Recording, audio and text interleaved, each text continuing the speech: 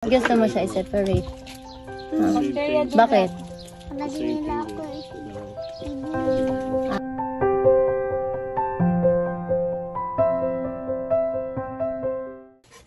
Hello po ate. Ano pong pangalan nyo? Heidi po. Heidi. So dito po talaga kayo sa Bien Unido nakatira.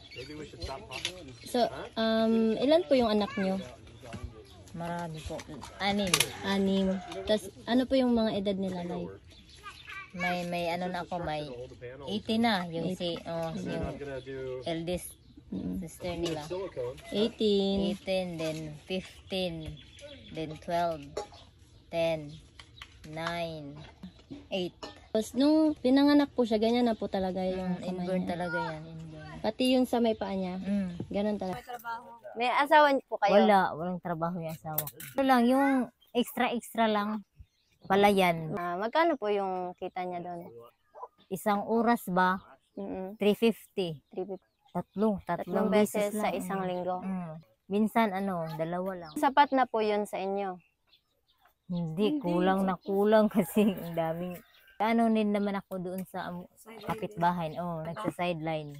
Babysitter. Sahod ko hindi talaga kasya kasi 4 lang yung sahod ko eh. So lahat po yung anak nyo nag-aaral? Nag-aaral. Lahat sila? So kung sakali po, gusto nyo po siyang ipa-opera? Matagal ko na yung inano na ipa-opera ba? Kasi nasasaktan siya sa mga yung mga nagdidikit niyang kamay. Meron na po tayong sponsor sa consultation, which is John and Jonah. Tawagan po ako sa anak ko na naawa po ako sa anak ko. Sino pong gustong tumulong. Nagdikit po tapos yung mga gilid-gilid niya nagkasugat-sugat, nahihirapan po siya. Po yung gustong tumulong. Na-appreciate po namin yun.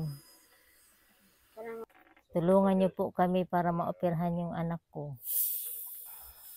Hello everyone, this is Jaja from Off-Grid Island Family Channel and Morena Brats Off-Grid Philippines. Whoever wants to participate for this surgery of a little girl will be so much appreciated. Any amount will be appreciated, and we're just going to wait for the consultation that John and Jonah is going to do. And we're going to update you guys. And don't forget to like and subscribe so you can stay tuned to this project. Thank you so much.